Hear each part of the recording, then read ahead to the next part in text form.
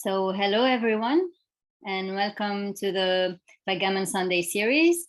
Today we have a very special guest, our president of WBIF and president of WBGF, and Grandmaster, who will be giving us today a lecture on fighting till the end. So we welcome you, Bernhard. And hello. I would like to ask everyone to mute themselves. And please, whoever has a question, either you can put it in the chat box or just raise your hand. All right? Marianne, just a technical question. When I start showing the PowerPoint, I'm not sure that I can let people into the Zoom anymore. You should be able. Oh, okay. Mm-hmm.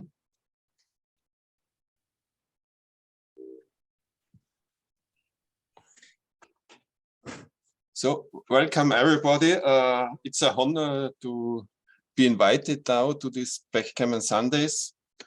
To be honest, I quite often already was invited to comment at streams, but this is now a bit different. And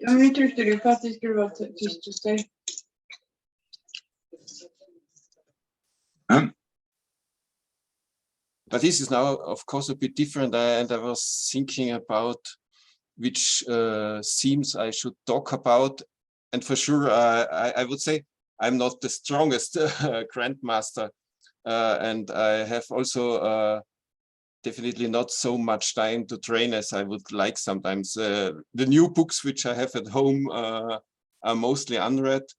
And so it's the question, what is important also to be a strong and successful player beside the skill on the board. And I think this is for sure the fighting spirit. And I want to show some examples to this issue.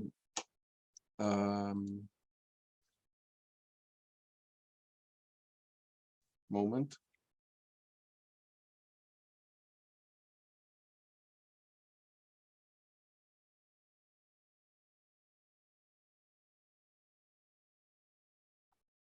You see the screen now?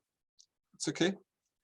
So the last two tournaments I had, one was in Neum and the other one was now in Malta. It was both great events and very nice and perfect organized in Neum by Arda and his team, and in Malta by Klaus Elken and Emma Exling. And mostly I want to start with my tournament in Neum, which I was finally able to win. And the first game, I played against a Turkish player, and I felt like I already lost this 5 times this match.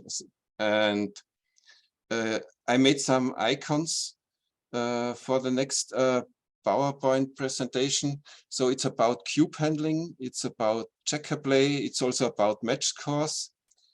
It's about volatility in games. Volatility means that a race is not very volatile because it's a question, does somebody make double 6 or double 5?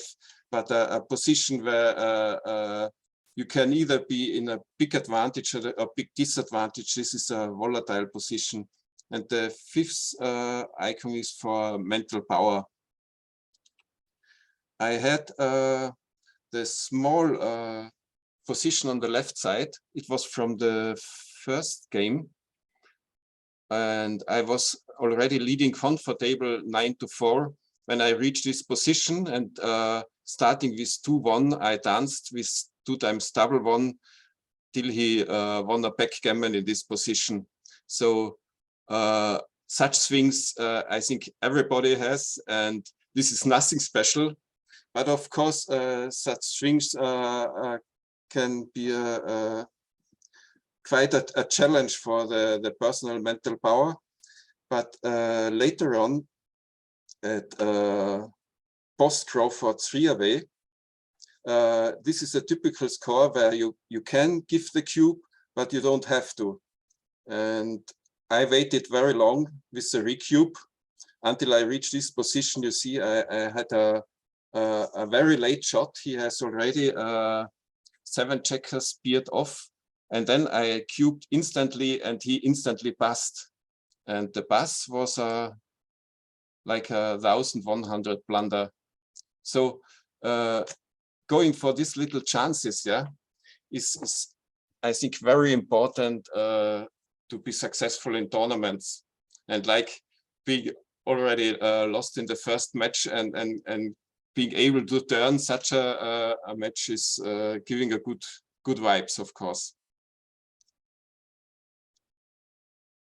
The next position was from the semifinals, and I was already back in the match. The match score, he was leading 5-0 to 11 points, and he has a cube on his side, so it's already a lopsided score.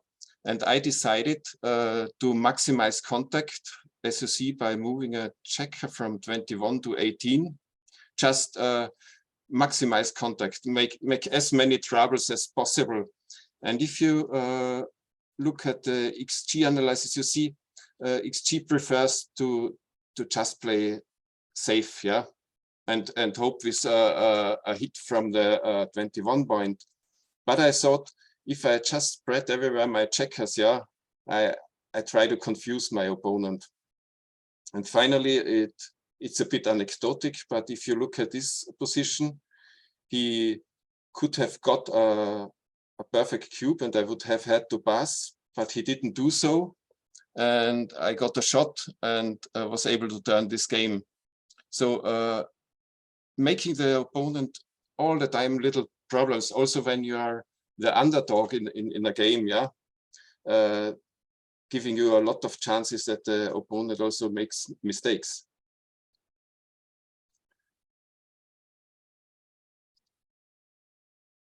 And here I was white in this game. It was in the Austrian Online Championship, and my opponent already moved the both back checkers, and he recognized, oh, Bernhard can make double one, and I can hit him, and I can close my board, and I can win also the other games and win the match. And that happened. And the chance is like 1 to 10 millions or something like this, yeah, to change. But you see, there is always a chance in every position. And if you're willing to complicate the game, yeah, I wanted to show just 2 simple positions from the opening. If you have 6-2 and you slot to the 5 point, slotting is always tending to make the positions more complex. So if you slot with 6-2, it's a small mistake.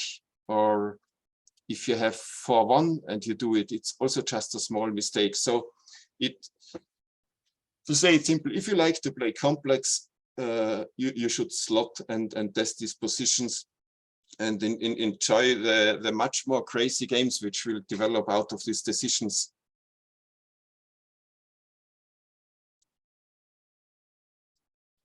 And that was in the final match in Neum. And it was a nice story because the score was already very lopsided. He was leading 10-6 to 17. And then he gave me the hit on the 22 point. And I thought, oh, wow, first time I could get the recube, yeah. And I was really surprised going back in my seat, yeah. And then I thought, oh, that's nice. I can attack him like a blitz on the 1 point. I can have the chance to hit on the 22 point with 2. So I immediately cubed and he took, and I started to blitz him with 5-4. And as you see on the left side, all my decisions were wrong. But it is very important to take the chance when you have the feeling you can get it, yeah. And finally I made 8 points in this game and was able to turn around the whole match. And shortly after the match, I talked with Volker Sonnabend, and he couldn't analyze, but he pointed out all these decisions which I made wrong, because much better would have been to slot on the 4-point, for example, instead of attacking him on the 1-point. So situations like this, which are very volatile, is very important to get a good feeling for the chances of the recube, mostly in lopsided scores. And there I want to show some more examples. For example, from Malta. I had this position against Jussi Haukinen, and he decided to hit on the 5-point, of course, and to play from 13 to the bar point. So he had 5 plots, and I had an excellent recube in this cube in this position. Again, he is leading, yeah, and so you can cube much more aggressive. Here you see the analysis, yeah, and you see I have just 55% chance, yeah, but in lopsided scores you can cube much earlier, mostly when there are gammons involved, because you see both players have more than 20% gammon, but the gammon value for the trailing player is much higher than for the leading.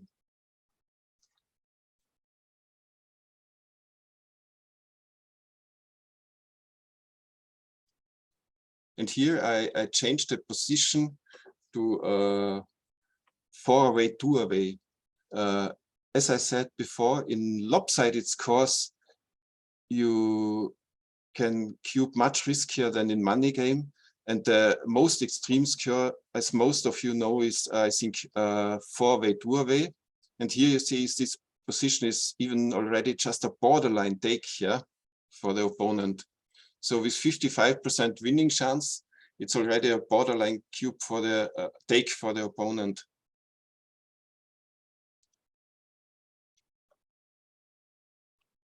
And here, I wanted to show it with a opening position, like an opening blitz position. In the big diagram, you see that 4-away, 2-away, and there it's already a pass. At lopsided score, it's a take, and in money game, it's no double take. So it's very interesting to compare, not to learn so many take points and match equity tables and so on, but just to learn comparing money game with certain match scores. And another nice example is if you turn around the score. For example, you are leading in a position, and then you switch it that you are trailing, and you compare then the cube decisions in both situations. That helps a lot to get a good feeling for the cube. And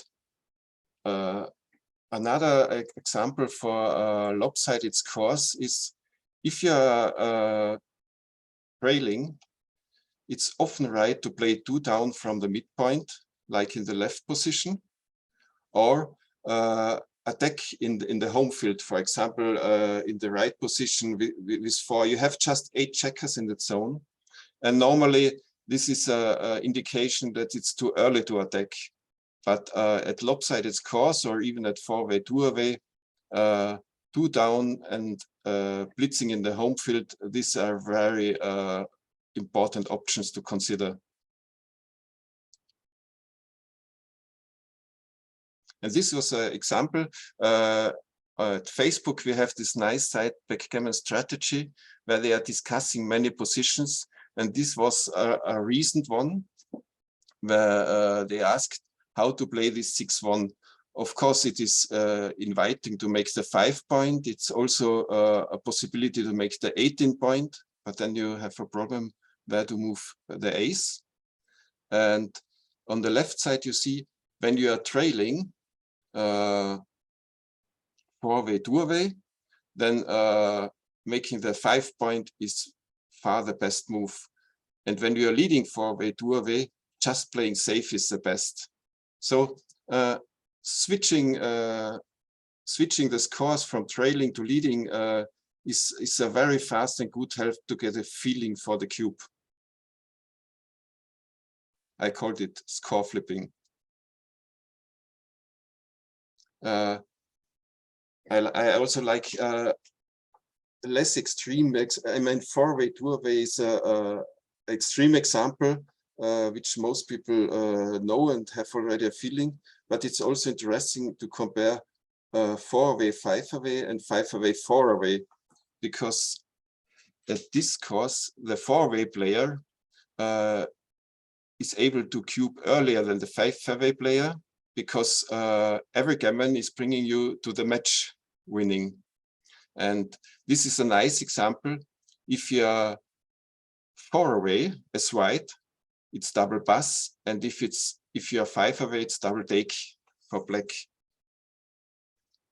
So I think such little reference positions can give a very good feeling for different scores and how you should act with the cube.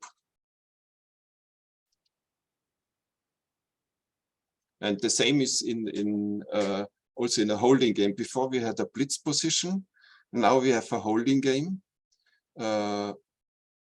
It's a very good holding game for white.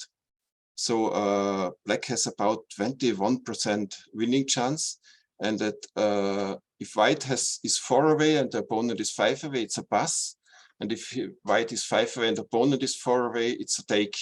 Because being four away and owning the cube, giving you a very big recube power, and of course also in some variants a great gammon value.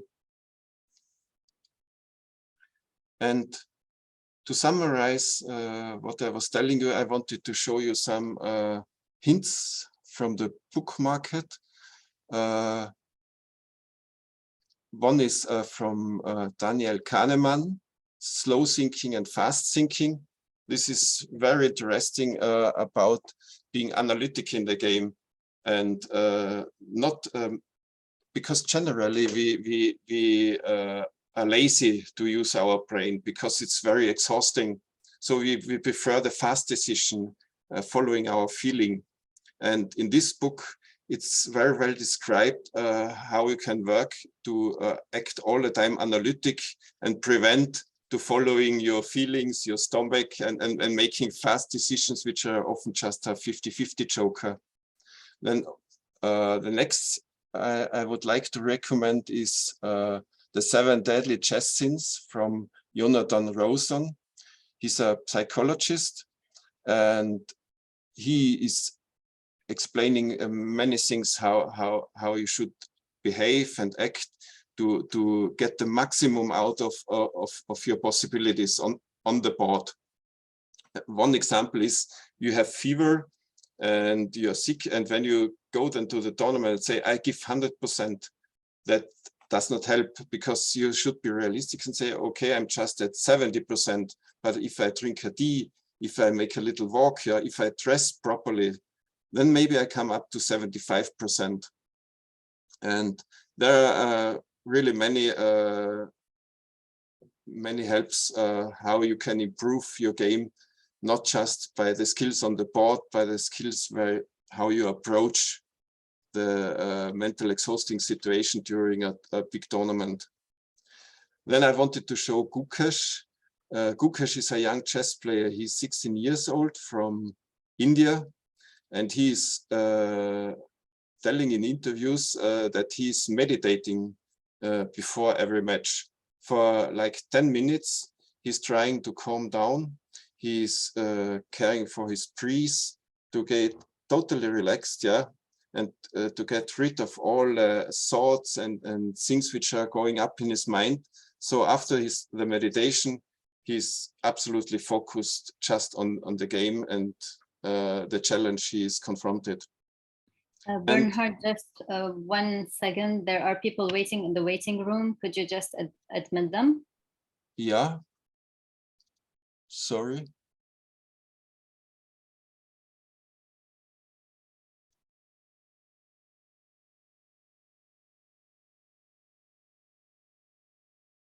I don't know.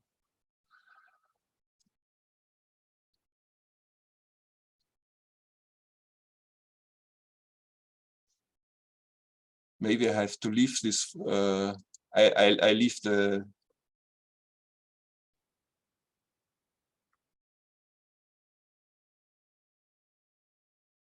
Okay.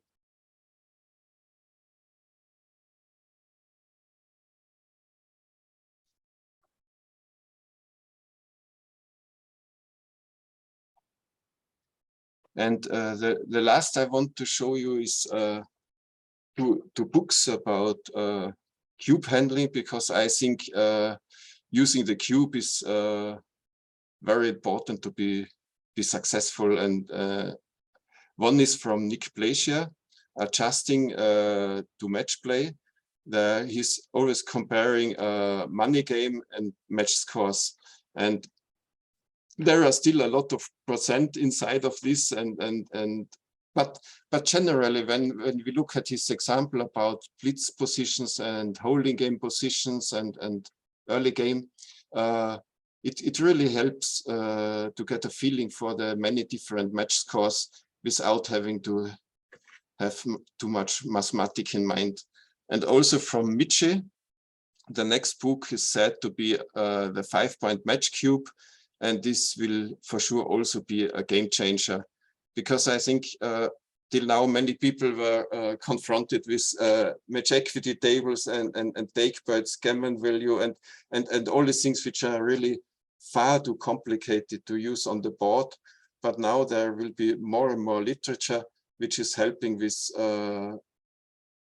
getting a feeling for the different match scores and not needing so much maths. And this is, I think, for many advanced players, a good future, that more and more excellent books are coming on the market. So thanks for listening. If there are questions, please write in chat or just unmute yourself. So when will Michi's book be available? Well, as so often it was written in April, but I think it will be end of the year, as far as I heard.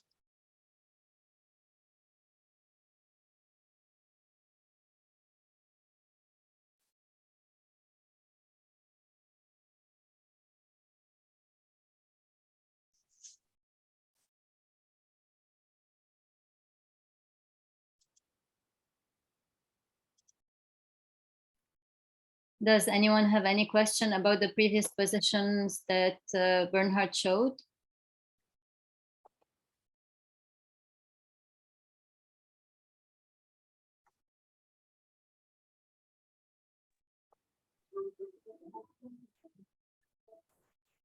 Life can be a struggle when you can't breathe well. Fortunately, Ultravin helps unblock your nose. Yeah, okay. Yeah, thanks, Bernhard. That was So you can have a better a few interesting bits and pieces there. Thanks very much. with your best. Thanks, too. What's with all the balls, Danny? Football, tennis ball, basketball, breakfast. You know when you wish you'd never asked. Tom Bowler, sponsored by a celebrity. Okay, then, if no one has any more questions, thank you all for participating. Yeah.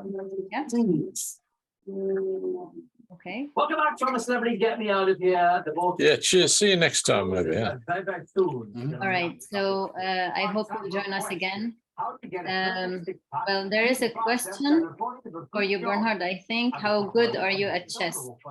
I'm like, at lead chess, I'm between 2,300 and 2,400.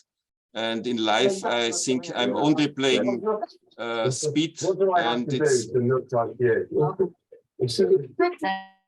Sorry, I had to mute some people. At lead chess, I'm like 2,300 in chess, and I'm just playing speed. And I think in life, I'm like a 2,100 ELO chess player.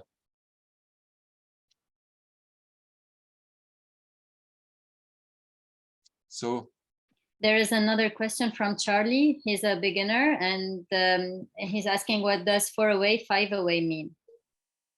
4 away, 5 away means if you have playing a match, and it can be to 7 points or to 9 points or to 13 points. So if I say I'm leading 4 points and the opponent has 3 points, it is giving not a lot of information when you don't know how many points is the whole match. So docking in away is always exact, because, for example, when I lead 4 away, 5 away, it's I'm leading 3 points against 2 points in a 7-point match, or I'm leading 9-8 in a 13-point match. So it's always exact to explain in a way what is a match score.